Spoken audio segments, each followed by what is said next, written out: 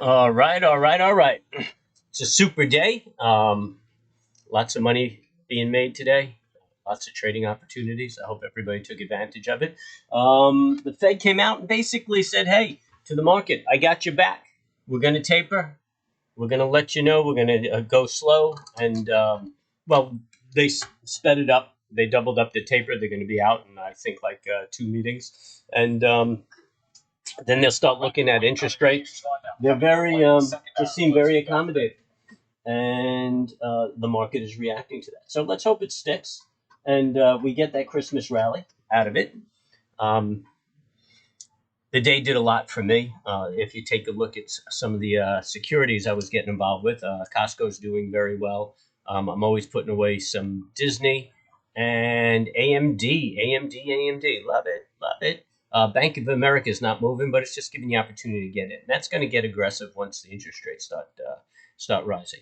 TBT also not getting too aggressive, still giving you an opportunity to get into it.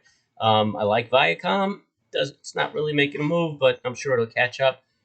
Tesla, good trading stock. I don't go long term. So that's what I'm looking at. Oh yeah, Honeywell. I did well into. Well, I picked up a couple of stickies.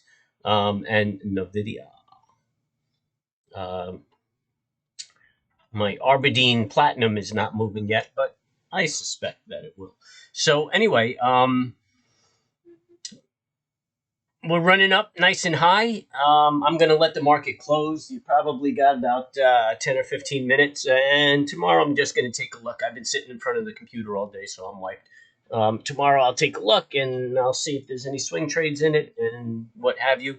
I think tomorrow we go and break the highs and keep on keeping on. But we shall see. We shall see.